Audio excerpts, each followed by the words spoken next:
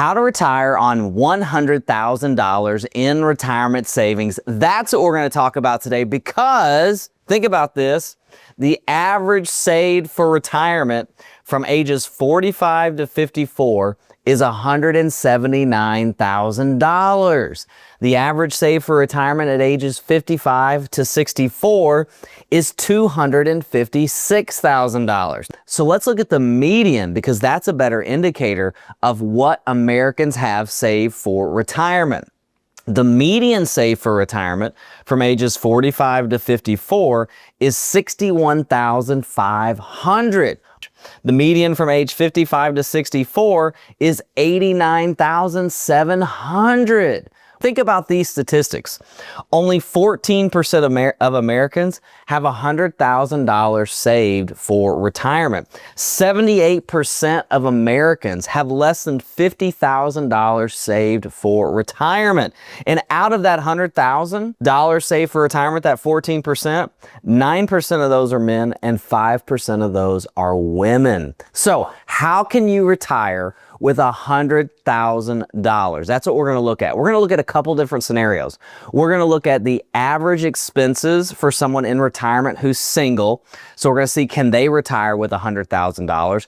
Then we're going to look at what your expenses need to be to retire with $100,000. And then we're going to put the two together to make a better plan to retire with $100,000 in retirement savings. So the first scenario is I'm single, I have $100,000 saved for retirement, I'm 60 years old, how can I retire? So we have $100,000 and $3,000 is our monthly expenses. That's $36,000 a year. Now keep in mind the average retirement expenses are about $52,000 a year. That's for a couple. So we're going to break this down for someone who's single. Now we're going to take a couple assumptions into our projection. The first assumption is our $100,000 is in the market and it is going to get a rate of return. Now keep in mind, if $100,000 is what you have saved for retirement and you are going into what we call distribution mode, meaning you're going to use your retirement assets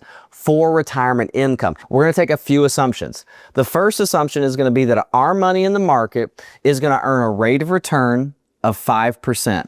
And the reason I'm going to use 5% is because that's even more conservative than I normally use. I usually use 6% as a rate of return because the market over the last 50 years has averaged 10%. It's actually averaged 15% over the last decade. But over the last 50 years, it's averaged 10%. 8% if you factor in inflation. So I usually use 6, but we're going to go to 5. We're going to take one step back. Now, the second projection we're going to use is 3% for inflation. Now, I realize that inflation is running hot, and I realize that inflation will probably run hot for the next decade or so. But the mean for inflation is 3%. That's the 109-year average. So we're going to use 3% as our inflation rate. So $3,000 is our expenses. We're 60 years old. We're going to take Social Security at 62.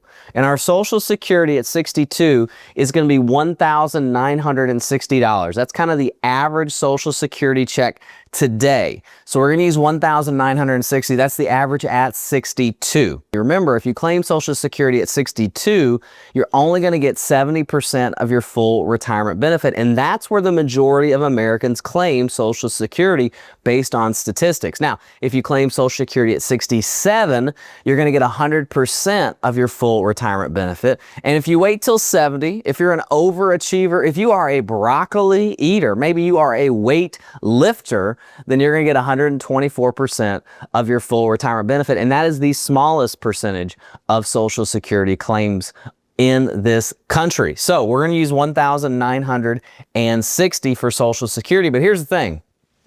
From 60 to 62, our $100,000, taking out $3,000 a month, which is $36,000 a year, with inflation, goes to $28,189 at 62. And we are out of money at 64, even including in Social Security.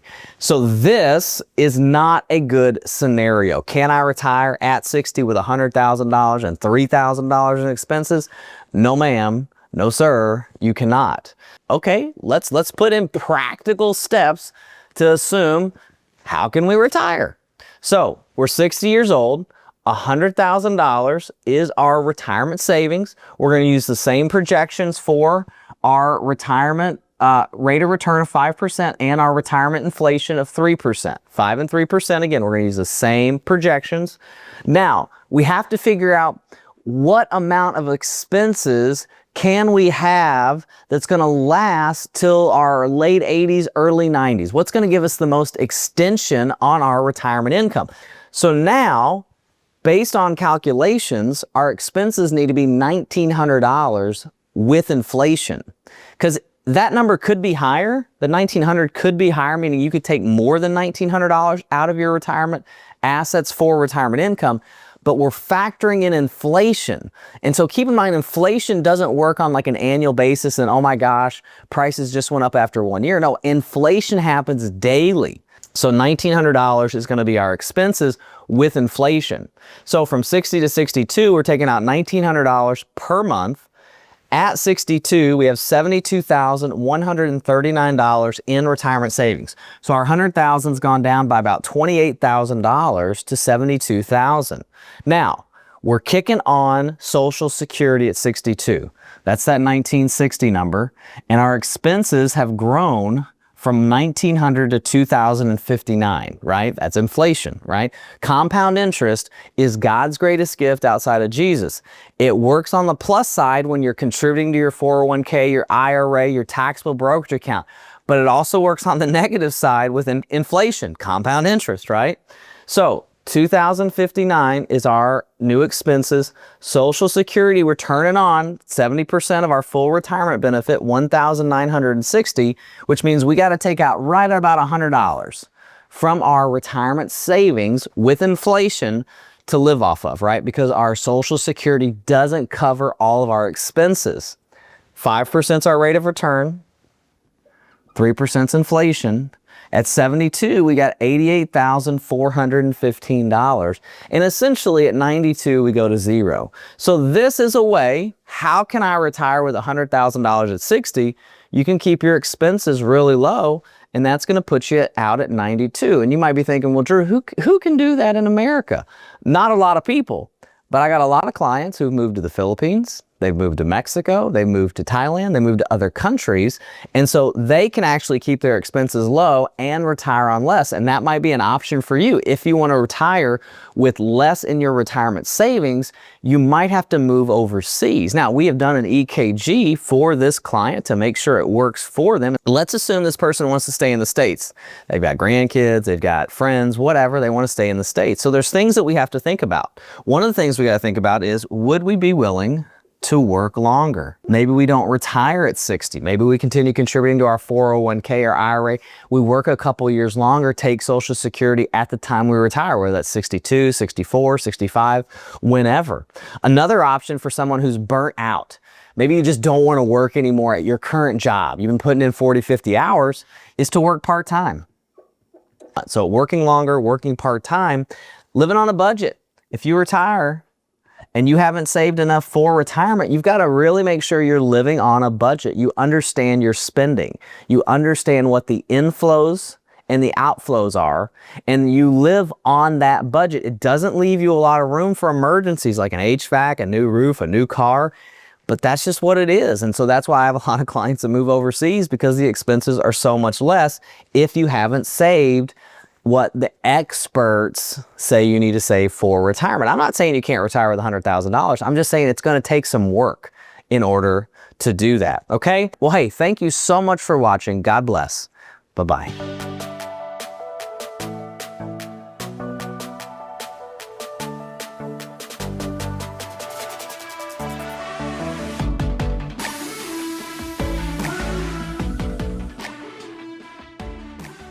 All right, I got a 56-year-old. He's got $140,000 saved for retirement, and he's asking the question, Drew, when can I retire? Let's look at this right now. So I've got Brian. He's got about $7,000 in the bank. He's got $130,000 in his 401k.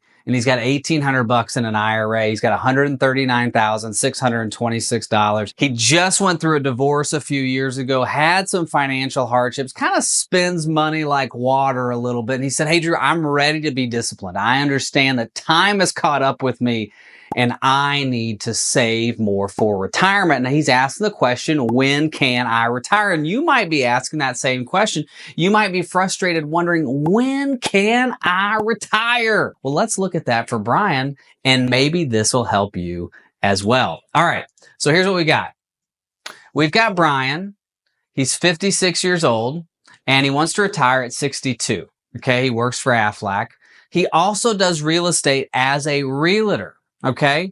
And we're looking at work until 70 as a realtor. Now, he has a special skill set as a realtor that he can work as long as he wants. Heck, I had a realtor who sold me a house at 83 years old. Now, she wasn't out there grinding, but as a realtor, if you keep your license up, you can continue to do that. So we're going to project that out until 70.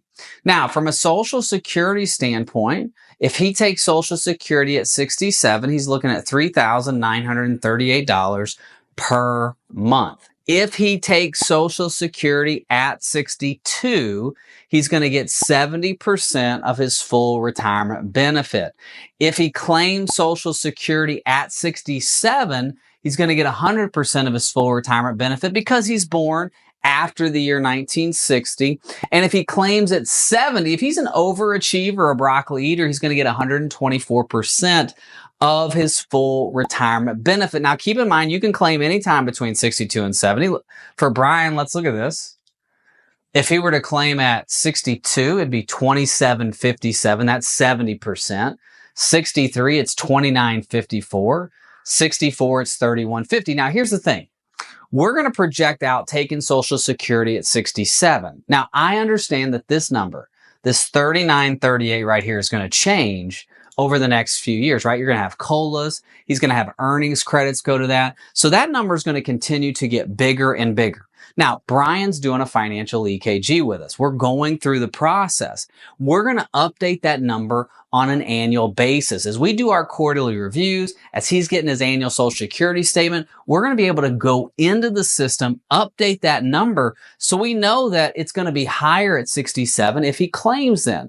And so we've got to always have an awareness of some of the things that are going to be changing and the nuances in a financial plan. So it's not a set it and forget it like a Pillsbury Doughboy. This is an ongoing adjustment throughout pre-retirement and into retirement, right? We want to get you to retirement, through retirement, and protect your ability to stay in retirement. If you want more information, go to the description below. We'd love to work with you as well. All right. So assets. We've got $7K in the bank.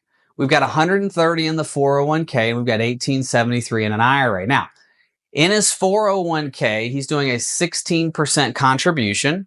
He gets an 8% match from Aflac and also a 4% match on his bonus. So he gets about a 12% contribution right there throughout the year, which is really, really nice going into his 401k. But as you can see, he's been through some stuff. He told me straight up he's been divorced. He likes to spend money on shiny things. And so his comment to me, without using colorful language, was he needs to get his junk together and start saving more for retirement. And he threw some colorful words in there that really enunciated what he was trying to say to me. Now, his home is worth $300,000. He lives in Georgia. And so we're looking at a total asset currently of $300,000 in home and $139,000 in spendable assets, which total asset is $439,626. Now, let's go through expenses. Now, Brian is a single dad. He's an older dad. His daughter is 7 years old, so he's a little bit of a late bloomer when it comes to being a dad. Doesn't matter what age you become a dad. It's the most wonderful experience ever. I think Abraham was 100, right, when he became a dad. I have 3 children. And it is the most wonderful experience that God has ever allowed me to do. Now, expenses pretty simple. We've got a mortgage, $1,672. No inflation on the mortgage. You guys see that? No inflation on the mortgage. We're looking at about 18 years of a mortgage payment. Okay. Baseline expenses, $3,700. So baseline expenses are going to be food, gas, electricity, streaming bill, property insurance, property taxes, things that are going to be there with you in perpetuity, right? Forever. Like you're always going to go to Publix or Walmart, Trader Joe's, Myers, Safeway, whatever grocery store you can name. Put that in the comment section. I always love hearing the local places, Horrocks. Wherever you're going to go, you're going to have food, hopefully at 90. And hopefully it's just not like hooked into your veins at that point. He does have alimony of $300 a month, and we're doing that till 2036. Health insurance at 62. He wants to retire at 62. Got to have some health insurance from 62 to 65. That's 2031. And we're going to look at this forever. So we're going to look at this as health insurance pre-Obama, like pre-65, so Obamacare, and then post-65 Medicare, okay? Food, entertainment, gas, 600. We line item that because he wanted to pull that out of baseline. So normally we'll put this number into the baseline, but he wanted to pull that out, which is fine. So we got a total expenses of $6,272. Now, taxes. Currently, he's in the 24% tax bracket, 15.4% projected federal rate. Now, here's what we've got. His wages are $223,680. Remember, it's split, right? If you go back to his income, we've got salaried income. This is salaried working for Aflac. So you can see the tax for Social Security is 6.2. For Medicare, it's 1.45. You see that? Okay. Now, for his real estate, he's 1099. It's commission, right? He's a sole proprietor. So he's self-employed. So his tax on Social Security is 11.45 and 2.68. So we've got a higher FICA because we're self-employed. So we want to make sure we calculate that in because that's a big deal. You got to pay that, right? Now, you don't know where the government's doing with it. They just kind of take it and spend it on whatever, but you still got to pay it. So wages are $223,680. Qualified contributions, $23,731. That's his 401k contribution. Gross income's $198,974. Now, his deduction is $41,500. Now, you might be saying, Drew, he's single. His deduction's only $15,000 or whatever it is in the year that you're watching this. $41,500 is wrong. Well, actually, because he's self-employed, we're itemizing some of his deductions, right? So $41,500 is what he's itemizing. So we're able to put that up here. And he's going to continue to do that until he's 70 or beyond. So we're just going to assume we're going to have these deductions because he's going to be working a little bit longer than we expect. And we can also add tax credits and deduction changes. Again, the reason I'm not getting too head over boots on this is because for Brian, just like you, this is something we're going to have to look at on an annual basis. Like we can't just go, hey, Brian, here's your plan. I'll see you in 15 years. No, Brian, I'll see you in like 12 months or I'll see you in 4 months. Like we need to update this to make sure that we're staying on track. Again, you want more information, go to the description below. Let's get your EKG put together. Now, pre-retirement, we're going to assume that from 57 to 62, we're going to have our Aflac job. And then from 63 until 70, we're going to be doing the real estate. And you might have already seen what's kind of going on over here. So what we've got is some positives, some negatives, and some things we're going to work on. Okay. So here's our current gross monthly salary, Aflac, bonus, and real estate. And obviously real estate doesn't come in on a monthly basis. It's commissioned. He averages about $50K a year and it comes in sporadically, but we line item it. The bonus comes in twice a year, but again, we line item it. Okay. So we are positive net cash flow of about $6,000. You see that? Okay. That means that he's spending over and above his budget $6,000. Now, I did mention he has a young daughter. Now, I love my kids. We spend money on my kids. I get what he's doing. But he also told me at the beginning of our conversation, I spend money on stupid blank that I shouldn't. And I need me to be more disciplined. And so again, that's what we're looking at. How can we become more disciplined and save more for retirement? Okay.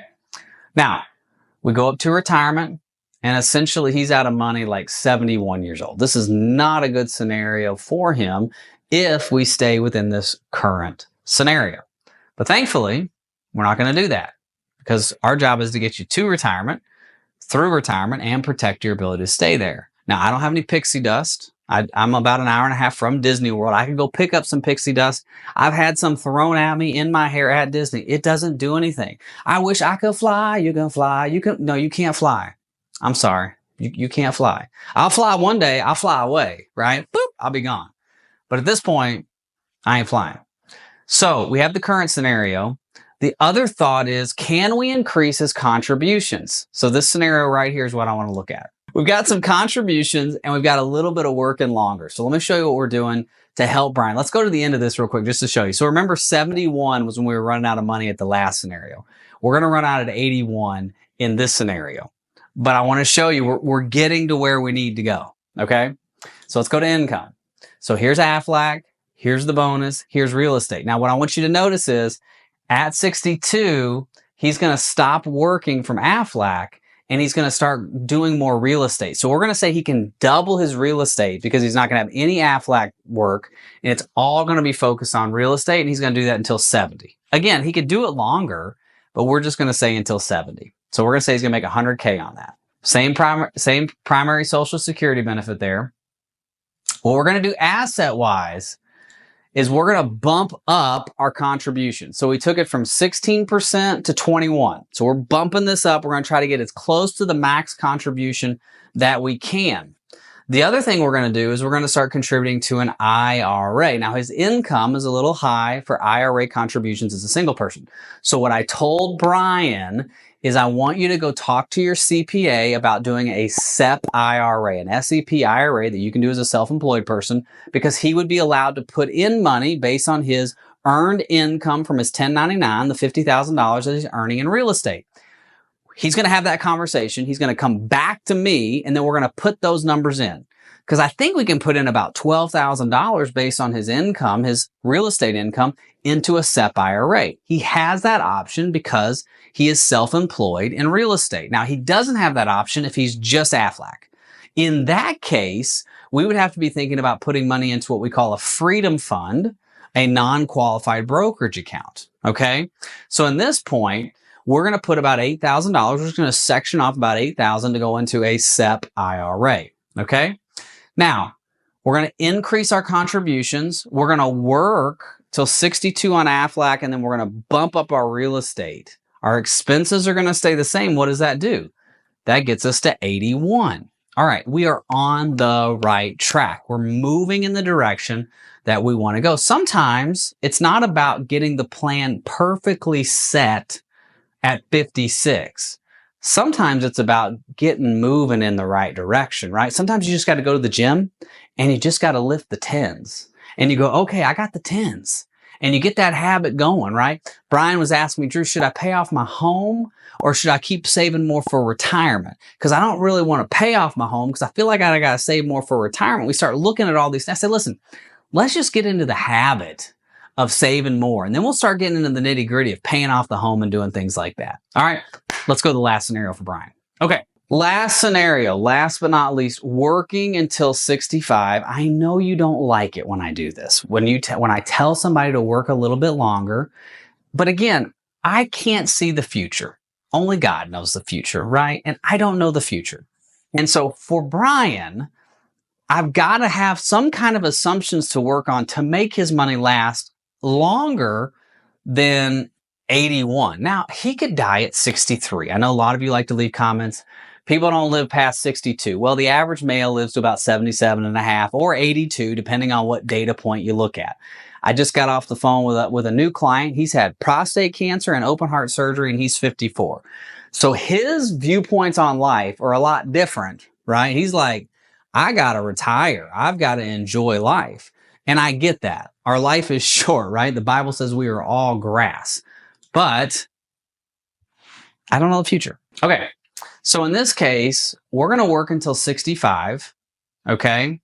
We're going to keep getting our bonus until 65. We're going to continue to do the normal kind of half real estate until we're 65. But then 65 to 70, we're going to bump it up and really work hard doing real estate. Okay. Our Social Security benefits staying the same. Now let's go to retirement. 89 years old is when we're out of money now. Now, we kept our contributions where we were at. Let's go to red line solves here real quick. Let's look at what if we decided, and the reason we're taking Social Security at 67 is because Brian's single. I want to try to get him the best bang for his buck when it comes to Social Security, because me, myself, and I, right? And so there's no other part. He did tell me he'd like to find a sugar mama, not because for money, but for health insurance benefits. And I said, you know what? You're the first person to ever tell me that, Brian. Social Security. So the software actually says take it at 70. Let's see what the difference is there. Look at that, 89 and 92.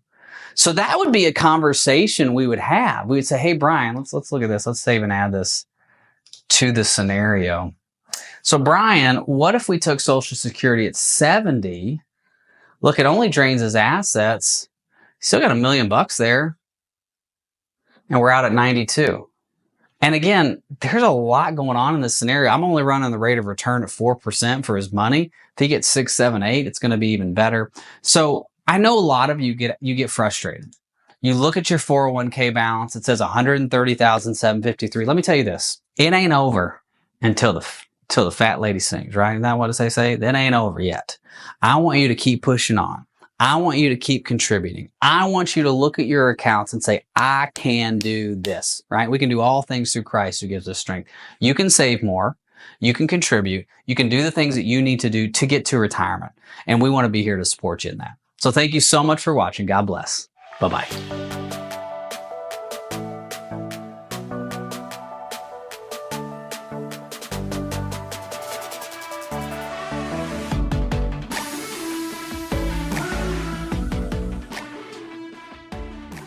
How much income can I generate in retirement with $250,000 saved for retirement? That's what we're going to look at today on the Your Financial EKG YouTube channel. We're going to go through an exact strategy here in just a minute on how much income you can expect off of $250,000 in retirement using the most popular way to get retirement income. And we're going to factor in things like inflation, Social Security, and taxes.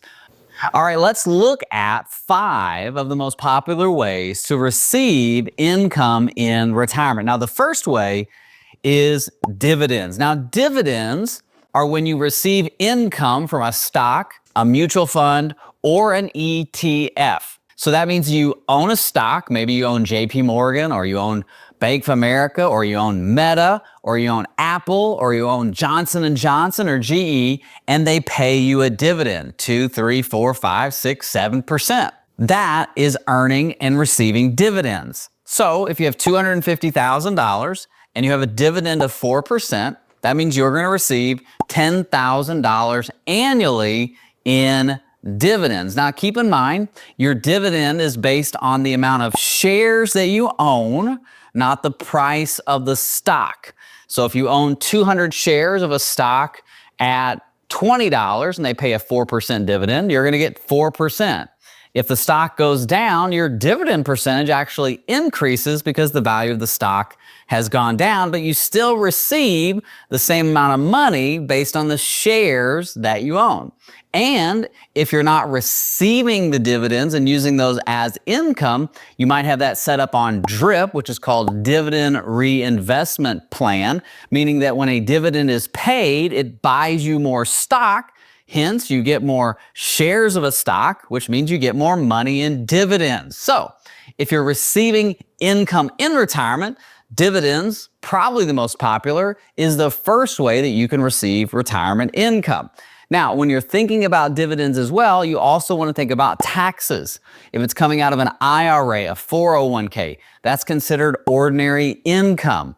If it's coming out of a brokerage account, a joint account, an individual account, you've got long-term capital gains, short-term capital gains. When you receive dividends, you have qualified dividends and non-qualified dividends. Qualified dividends are taxed more efficiently, 0, 10, or 15% normally. Non-qualified dividends are taxed at your ordinary income rate. Okay? So you want to understand all that if you're receiving dividends. Now, the second way to receive retirement income off of $250,000 is capital appreciation. Now, capital appreciation is just simply you own a stock, you own a mutual fund, you own an ETF, and it goes up in price. and you sell a portion of that to receive your retirement income.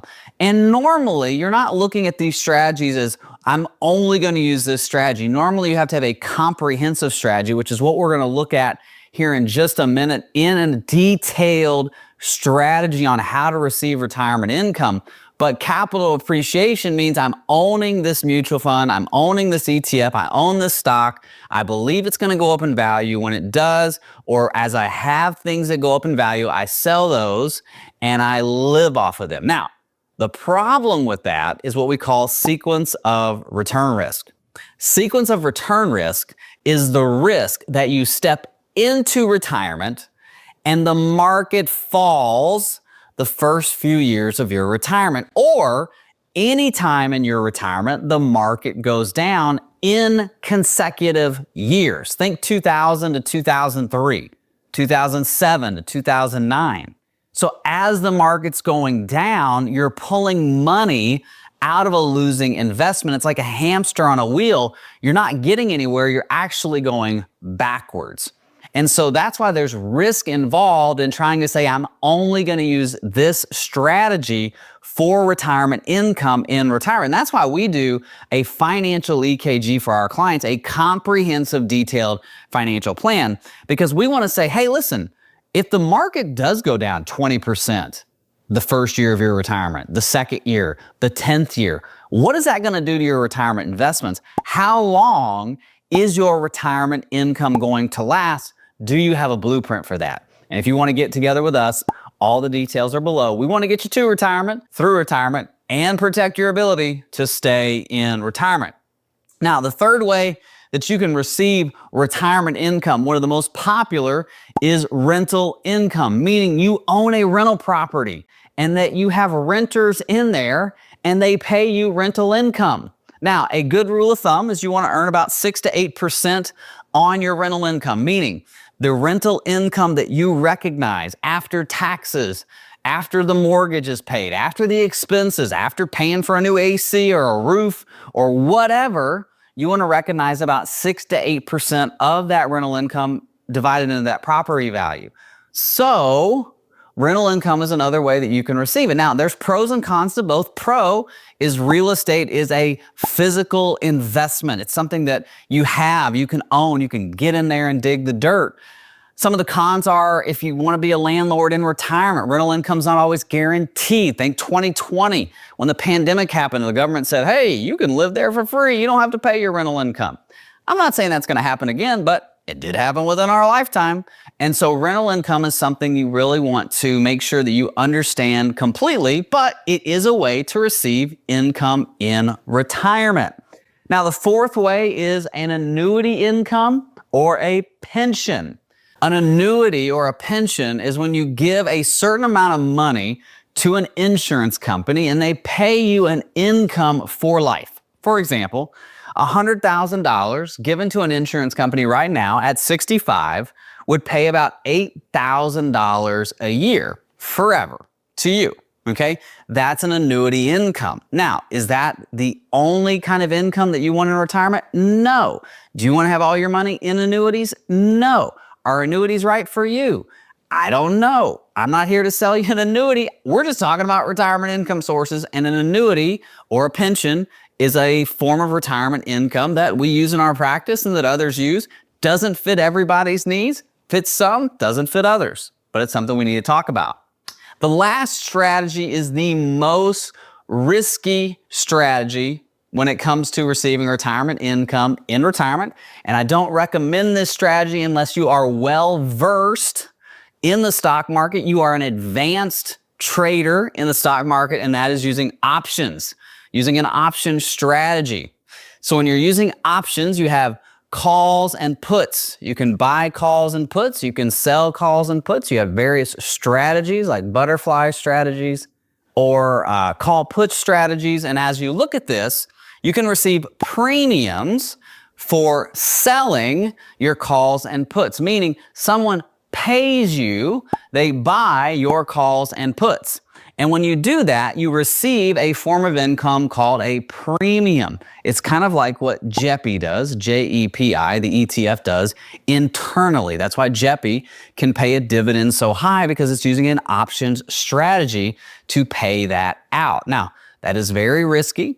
It works really well in a volatile environment. It doesn't work well in a stock market that is sideways or is moving just kind of steadily higher. You need to have the market really volatile to generate the premiums that you need. And off of $250,000, you're probably not going to generate the amount of money that you really want for retirement income. That's why it's important to have a strategy that encompasses multiple forms of retirement income, and that is what we're going to get into next. All right, let's look at a detailed strategy. I've got $250,000 saved for retirement. How much retirement income can I generate? We're going to talk about the most popular way to generate retirement income, and that is using dividends. So we're going to look at dividends alone in this strategy. Now, there's some factors to consider when you're thinking about using a dividend strategy, or really any retirement income strategy. And there's 5 factors I want to talk about, and then we're going to get into the exact strategy. The first factor is Social Security. When we're talking about how much retirement income can you generate, you also have to factor in any guaranteed forms of income that you're going to get, and Social Security is one of those forms of income. Obviously, you might have a pension as well, so you want to think about this along those same lines. So when we're thinking about Social Security, we have to think about when are we going to claim Social Security, and then how much in Social Security payment are we going to get at the ages that we claim. So for instance, if you claim Social Security at 62, you're going to get 70% of your full retirement benefit if you were born after the year 1960. If you claim at 67, you're going to get 100% of your full retirement benefit. And if you claim at 70, if you're an overachiever, a broccoli eater, you'll get 124% of your full retirement benefit. But what if you're 63? You'll get 75% if you decide to claim at 63. What if you claim at 68? You get 108% of your benefit. What if you claim at 65? You get 86.7%. So it's really important to understand, when am I going to claim Social Security and how much is the payment going to be for my Social Security benefit? So when we're considering these factors, understanding when we're going to claim Social Security is one of the main factors. If you retire at 60, you've got 2 years or 3 years or 7 years or 10 years, right, before you claim Social Security.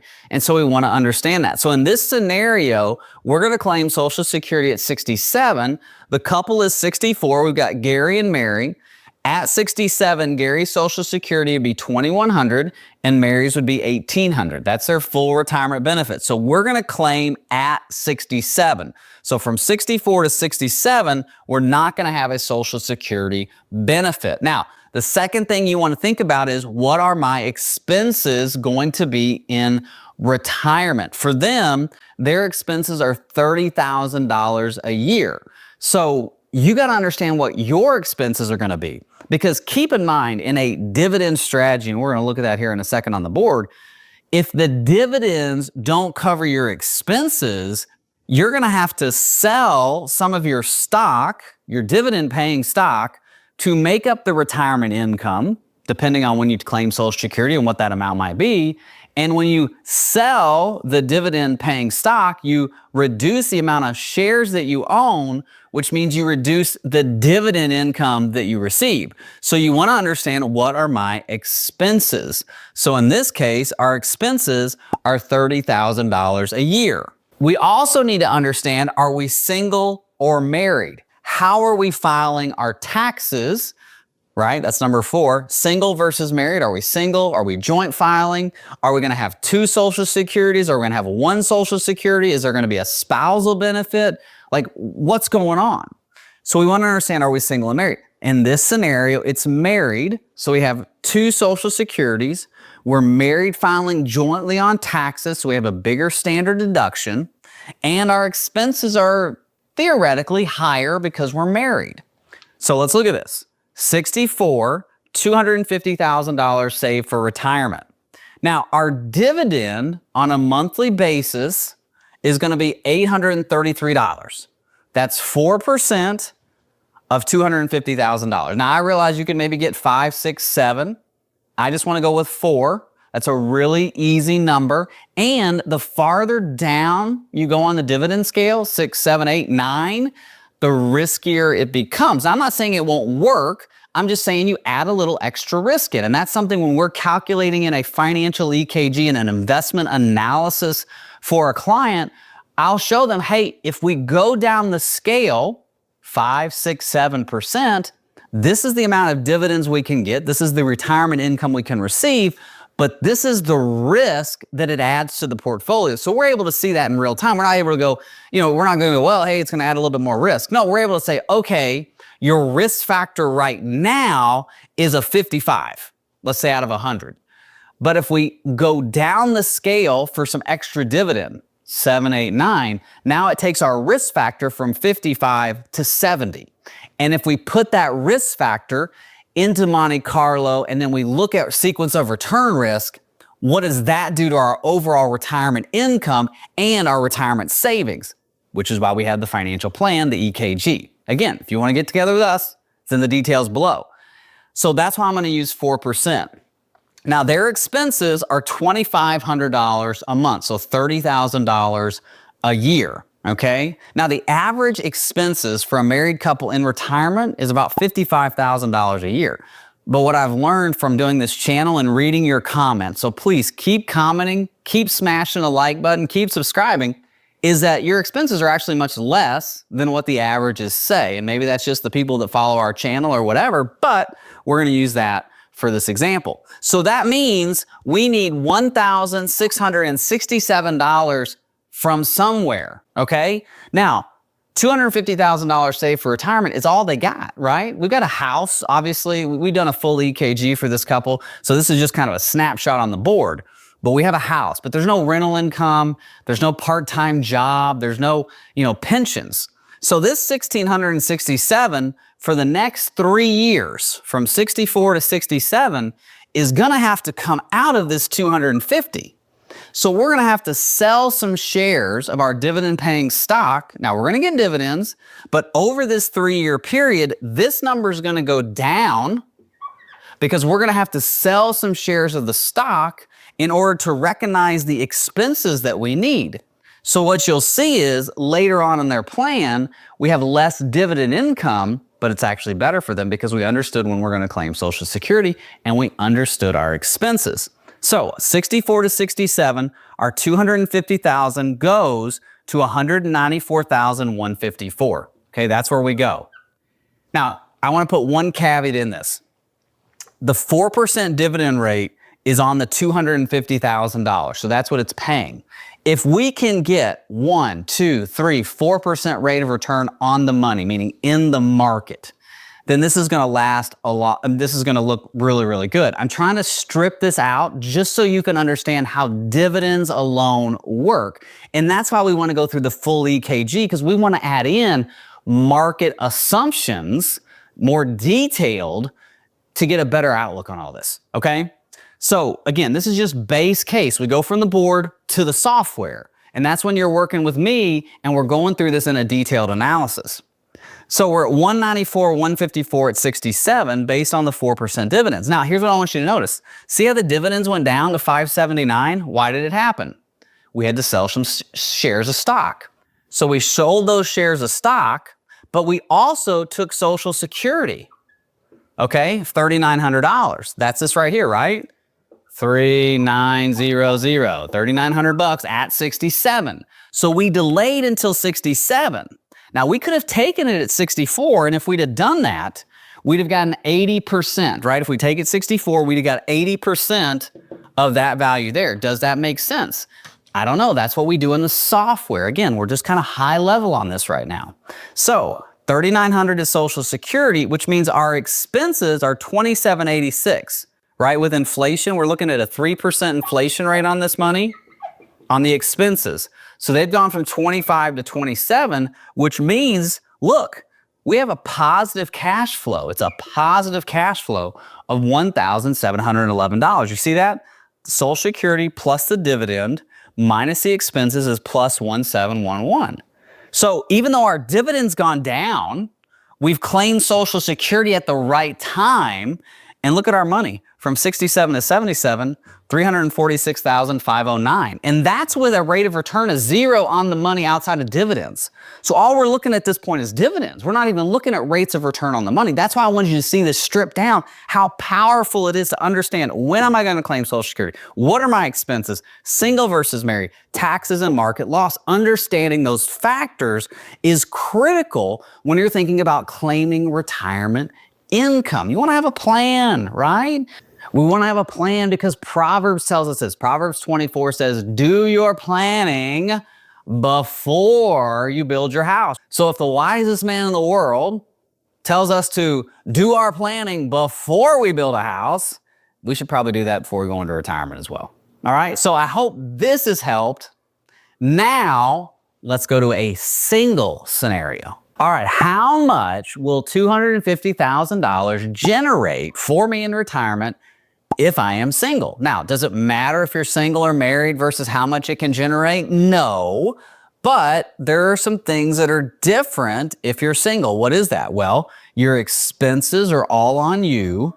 Your Social Security is one check.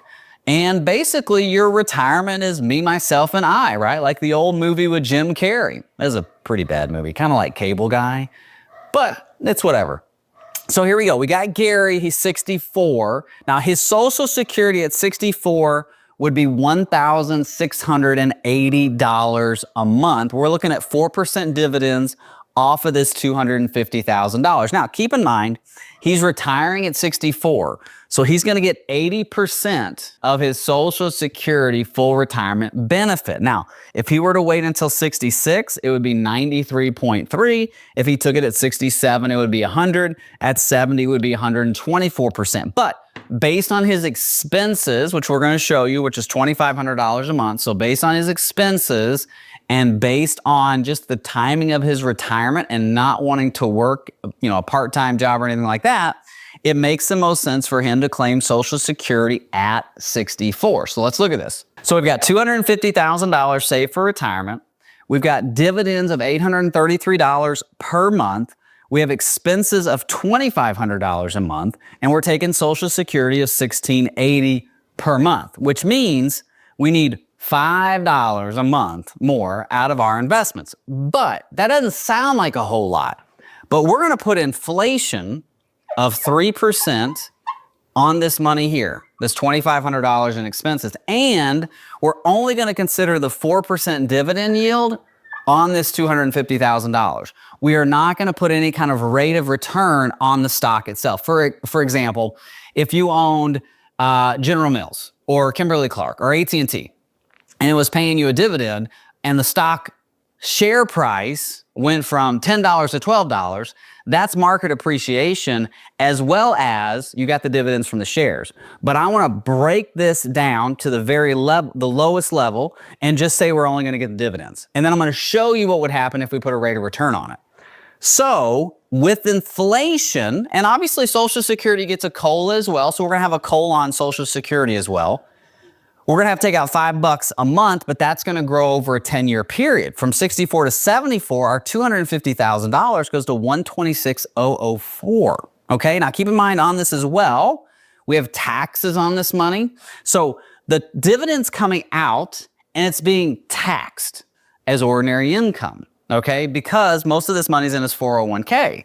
And so if it's coming out and they're paying taxes on it, that means that you've got to pay for your expenses. It's over and above is going to the government. So we're recognizing $2,500 for ourselves. That's net. So that's why you're seeing this kind of come down like it does.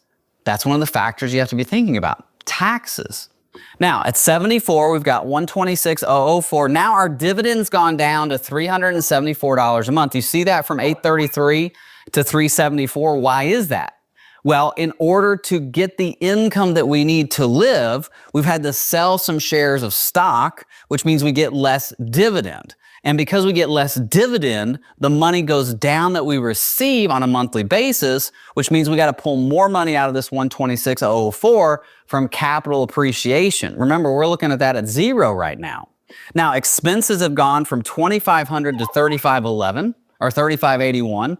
That's compound interest at its worst, right? We like compound interest the other way, right? Putting money into your 401k, dollar cost averaging. I always say God's greatest gift outside of Jesus, Jesus is God's greatest gift, but outside of that is compound interest, which is amazing. Now, Social Security goes from 1680 to 2204. So now we've seen Social Security go up as well. That's the cost of living adjustment for Social Security. But now we've got to pull out $839 from our portfolio. So we're getting our dividends, we have expenses, and we've got Social Security. This is what has to come out of our 126. It was 250,000. Now it's our 126, and at 84, we're at zero, which is pretty good. Lifetime tables for males are 77 in America. So that's 84 is at a zero. Plus, again, this is just kind of a base case. We've done a full financial EKG for Gary. We've got a house and we've got other things going on. So we're not really worried about this because there's other factors that we're going to calculate in, but we've just got to see if it's going to work first. Then we go into the software. That's why we do a financial EKG for clients, to get them to retirement, through retirement, protect their ability to stay in retirement. If you want more details, go below. We can look at that. Now, keep in mind a 2% rate of return on this money, a 2% rate of return. If we were to give this $250,000, a 2% rate of return plus the dividend, right? We get the dividend, but we also make 2% on the stock, ETF mutual fund. Now we go from 84 to 85. That's pretty good, just 2%. That's not too bad, right? That's like just hit singles and doubles. Pete Rose just passed away when I'm recording this video. Man, he could get on base swinging a stick. So again, 2%, just be Pete Rose. 4%, if this 250,000 grows at 4% using all this same data, it gets us to 93. So you see how this is not complicated. It's not hard. It's not something to be scared of. We just need to have a plan. Remember, Proverbs 24 says, before you build the house, make a plan. Make a plan. And that's what we're doing. So I hope this video has helped. Thank you for watching. God bless. Bye-bye.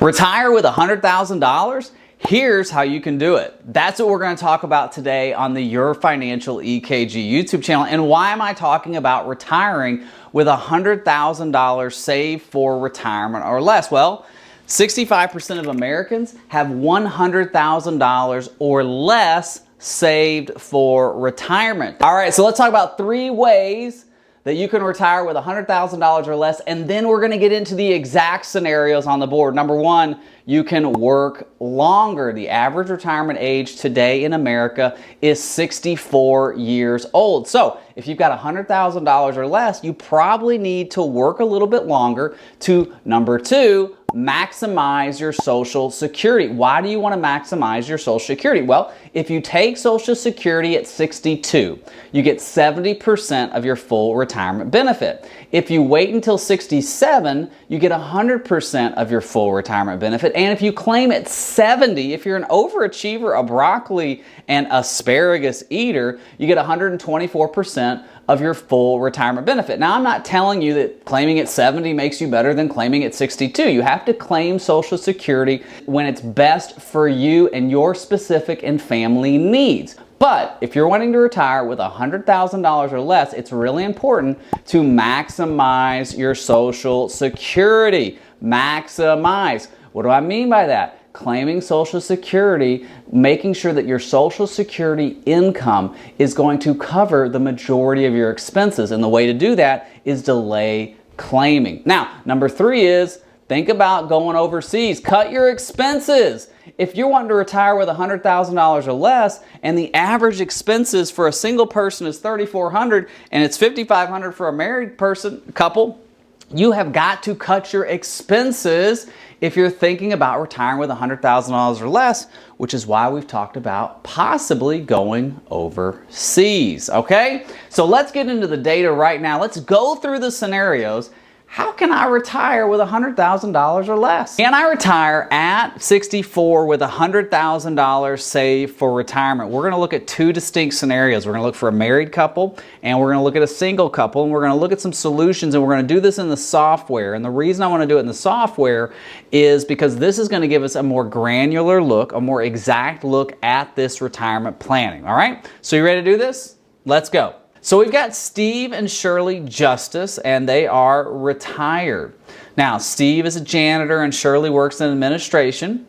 And even though they are retired, we still leave their salaries in here just in case we need to think about working longer. Steve was making $55,000 and Shirley was making $42,000 in their respectable jobs. Now, Social Security for Steve at 64 would be $1,703. For Shirley at 64, it would be $1,622. Now, we are going to project a 2.58% COLA increase. Now, if you look at COLAs, they've been taking COLAs on Social Security since 1975. So the 49-year average for COLA is 3.71%. The 10-year average, so the last 10 years, is 2.58. And you can see COLA's not guaranteed. Look at this year in 2016. That was a 0% COLA. 2010, 2011, 0% COLA. Now, many of you might say, well, Drew, inflation didn't go up in those years. That's why there was no cost of living adjustment for Social Security. Yeah, you're right. Inflation didn't go up as much. But healthcare inflation went up. Food and gas went up because those are inflationary expenses that are stripped out when thinking about the cost of living adjustment for Social Security. So I don't know if you don't eat, maybe you don't drive, and maybe you don't go to the doctor. But cost of living adjustments for Social Security are not guaranteed, which is why I'm always more conservative in my planning. Because if it comes out better, we're going to high five and chest bump, and we're going to be good, right? Now, for this couple, there's no pensions. And if we go to assets, here's what we've got. We've got $10,000 in the bank, all right? We've got an IRA of $45,000 for Steve, and we have an IRA for Shirley of $55,000, okay? They have a home that's worth $250,000 and it's paid for, so there's no mortgage on this home. Now, from a rate of return standpoint, we're going to look at a 4.5% rate of return. So, portfolio weighted average, we're looking at 4.27% because the bank's at basically, 2. The rest of the assets are 4.5, so we're a little bit less. Now, from an expense standpoint, we're looking at $3,500 in monthly expenses. So we're in a lower cost state, we're in a lower cost area in that state, so our expenses are less. There's no mortgage, so there's no higher expense there. And so this is giving them a leg up because they paid off their mortgage throughout their working lives. And so that should give you some hope too. These individuals didn't necessarily work in jobs that had tremendous salaries and they were still able to pay off their home. Now, they were Dave Ramsey, financial peace is what they went through at their church, and so that's why they were able to do what they did. But it should give you hope that you can pay off your house. You don't have to make $1 million a year to pay off your house. You just have to have the diligence and maybe some sacrifice in order to do that. Now, let's look at retirement. So here's where the rubber meets the road. We're 64 years old. We're taking Social Security, $33.25. So that means with our expenses, you see how these expenses are growing right here? And here's the money that's got to come out of our investments. So here's our investments. We actually grow our money, right? We're growing until right about here. At 73, we start taking $531 a month out of our retirement savings.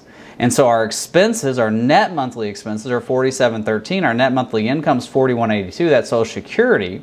And so now what we're earning, the 4.27%, is not able to keep up with inflation. And essentially we're out of money at 89 years old. Now, obviously, there are some things we need to look at on this because we're assuming that both of them are going to live to 89 years old. That's not a good assumption, right? Most men die somewhere around 81, 82. The female dies around 85, 86. Those ages could get extended with healthcare advances, but let's just assume that's where we're at. If Social Security for Steve ends, let's say Steve passes away, Shirley's going to get his Social Security. We're going to lose hers. What's that look like at 81 and 82. That's something that we need to address. It's something that we need to look at in their overall plan. So a thought process for them, you know, there's some solutions. One solution is to work longer. Now, both of them don't have to work longer. What if Steve just works? And I asked Steve one time, I said, Steve, do you mind your job? He works at a school. He goes, no, I don't mind my job. He just wants to get out eventually. I said, well, what if you work an extra year or two? Let's just look at what happens. So we're 64. If we work till, let's say, 67, okay? So now we're not going to take our Social Security at 64 for Steve because he's working. Because if you make more than $20,000, that's kind of the Social Security earnings threshold right now, Social Security is going to carve back $1 for $2 over that you make over that. So for Steve, if he's going to continue to work from 64 to his full retirement age, which is 66 years and 10 months, we need to delay Social Security. So let's take it over to 67. Shirley's still going to take it 64. Okay, now does she need to make him bring in $55,000 with their expenses? Maybe not. So maybe we look at delaying hers. But let's go back first. Let's just look at where we're at, and then let's make some adjustments. So Steve's going to work. We're going to have Social Security for Steve at 67. Shirley's still going to take it at 64. We go to retirement now. Look at this. At 100 years old, we got $21,000 left. So you can see what happened here. We worked 3 extra years. One of the spouses retired. At 67, here's our Social Security income. Steve's is at $21.28 and Shirley's has gone to $17.51 with the cost of living adjustment, and they've grown their assets to $127 by the time that Steve retires. And if we go over to his IRA, we're not even showing him putting any money into his IRA. Now, we could. So what if he put in the contribution? What if he put in, let's just say, well, we got to look. What can we put in? Go to pre-retirement, see if we have any positive cash flow. We have a positive cash flow of $1,649. Why is that? Well, here's our gross monthly salaries. There's him as a janitor, the $4,583. Here's our monthly cash flow, Social Security. So our net monthly income, salary, Social Security, taxes withheld on both, FICA taxes for Steve and Medicare taxes for Steve. So we've got $5,177. Our expenses are $35.28, which leaves us with a $1,649 positive cash flow. Basically, all of that positive cash flow is this Social Security. It's like plus $7, right? And so can we, at this point, put some money into our IRA? Well, sure we can. We've got a positive cash flow. So now we can go back to his assets, we can go to his IRA, and let's just put in $250. Okay, now obviously we can max it out, but we're just gonna put $250 in. Now we go to pre-retirement. How does that grow our assets? Look, we're at $128,880. We've grown it to $57,366. So we go to retirement, and we have $56,000 left at 100. Now I'm not saying they're going to get to 100. Let's go to 85. We've got $211,000. That's pretty good, just him working an extra 3 years. Now you might say, well, Drew, I don't want him to work 3 extra years. Well, what if we just work till 65? Let's get you onto Medicare. So we go to 65. Now, we still want to change our Social Security to taking it when we retire. So we're going to take it at 65 now. Shirley's still going to take it 64. So we're going to save it. We go back to retirement. And look, we're out at 93. So if we retired at 64, we were out at 89. Now we work 1 extra year, just Steve, and we've got to 93. Now, I'm not saying that Steve's the one that has to keep working. Shirley could surely work. That's not a big deal. I'm not trying to say that. What I'm trying to say is, what if we just add an extra year? Now, again, we go back to income. What if we just go to 1 more year? 66. What does that do?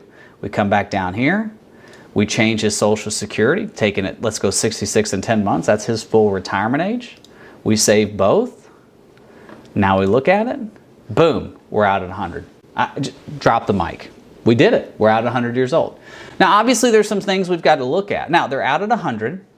The amount needed today to avoid a shortfall. How much money do they need to put into the portfolio today to never run out of money? $194. They probably have $194 in their house or in the couch cushions, right? The change in their... Does anybody have change anymore? We have change because we have piggy banks for our kids. But does anybody else have change? The rate of return that they need to avoid a shortfall is 4.5%. Remember, we're running this. The rate of return we're running it at is 4.27. So 4.27 is what we're running it at. 4.5 essentially is what they need to never run out of money, meaning they have money at 100. So that's 0.25%. All we need is 0.25% more growth in their market money, and they never run out of money. So you see how we do this? Again, I'm not trying to say you got to have $3 million. Susie Orman says you need $3 million to retire. I don't know what planet Susie Orman lives on, but she doesn't live on my client's planet, because the people that I talk to are hardworking, regular Americans who've had to raise kids, pay off student loans, pay down debt, get laid off, go through financial crises, go through a pandemic, and now they're asking the question, can I retire? And not all of them, Susie, are able to save $3 million. So we have to have a solution for these people. So that's a married couple. Now, let's go through a single scenario. All right, I'm single. I've got $100,000 saved for retirement. Can I retire? That's what we're going to look at in the software today. So I've got Steve. Now, we had Steve and Shirley, but this is a single scenario, so we're not going to have Shirley. We just have Steve. And so Steve is a janitor. He makes $55,000 a year, and he's asking the question, can I retire at 64? Now, he's got Social Security of $1,700. Now, if you look at his Social Security based on his age, now Steve's over here, he was born before 1960, which means his full retirement age is 66 years and 10 months. That's his full retirement age. So if he takes it his full retirement age, he's going to get 100% of his full retirement benefit, $2,100. Okay? Now, from an asset standpoint, we have the bank of $10,000, and Steve's got an IRA of $100,000. So we have $110,000 in retirement savings. We have a house that's worth $250,000 and it's paid off. There's no mortgage on this house. And our rate of return that we're assuming is 4.5%. So 2% the bank, 4.5% for our investments, and 1% for our house. Okay? So we're getting 4.5% until retirement. Let me just adjust these real quick. And we're getting 4.5% after retirement and 2% on our money in the bank. Now, from an expense standpoint, this is where it gets tricky. I'm showing expenses of $3,000. It's hard for me to get lower than that for a single person. Steve's in Indiana. He's in a lower cost state. He's in a lower cost area. But $3,000, that's still pretty low when it comes to just everyday expenses right now. And even as a single person. Maybe you're single and your expenses are less. Put those in the comments. We'd love to know that so that when we build out scenarios, we can use you as an example. Now, if we go to retirement, here's where we run into an issue. So we're retiring at 64. Remember, there's no Shirley, it's just Steve. Social Security, $1,700. Our net monthly income, $1,654. That's taxes, net monthly expenses, and yes, there's taxes that we're going to withhold on Social Security. He might get it all back, but we're going to withhold some.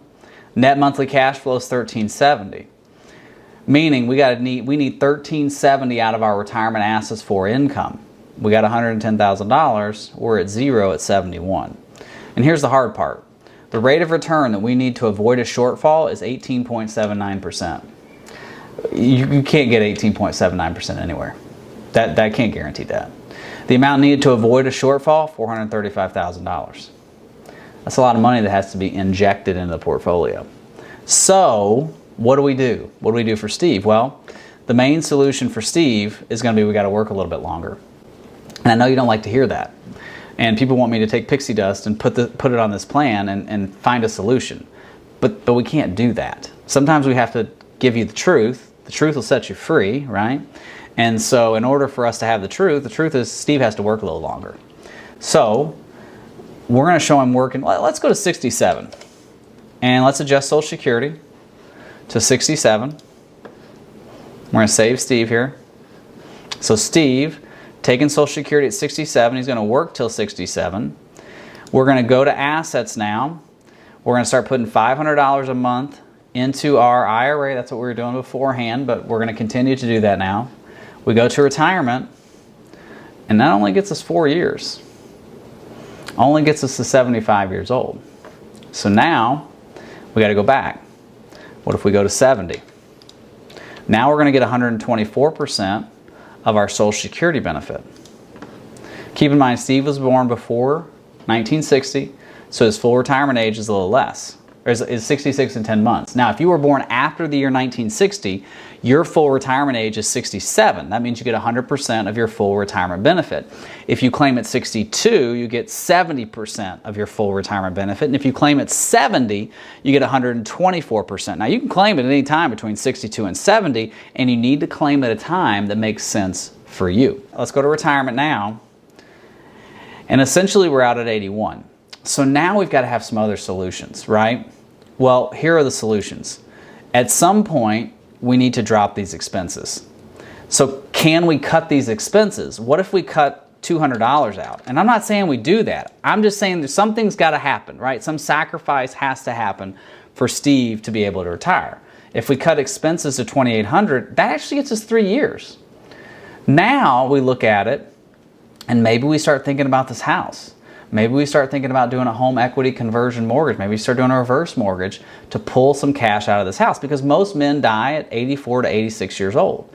Now, again, we don't have any kind of emergency in there. We're just paying basic expenses. So this is a situation as a single person. You have unique challenges that are forcing you to do things that married couples don't have to do. And so this might be a situation where, if you think about it this way, what if Steve, let's go back to, let's say he retired at 64. He's like, I'm tired of the rat race. I don't want to do this anymore. We're going to take Social Security at 64. Let's save it. And what if Steve moved overseas? What if he said, hey, Drew, I'm going to move to the Philippines, where $1,500 is the high side on the average expenses. Remember, 8.6 million Americans live overseas, excluding the military. Okay, I'm not talking about the military. I'm talking about 8.6 million Americans live overseas. So let's say his expenses are $1,500 because he goes to the Philippines. We're still going to put inflation on it, right? There's still inflation in the Philippines. So we're still going to look at inflation. We're retiring at 64. Now, look at that, at 100, we got $552,000. So for Steve, as a single person, there's going to have to be some decisions that he's going to have to make if he wants to retire with $100,000 or less. All right? Well, hey, I hope this has helped. Thank you so much for watching. God bless. Bye-bye.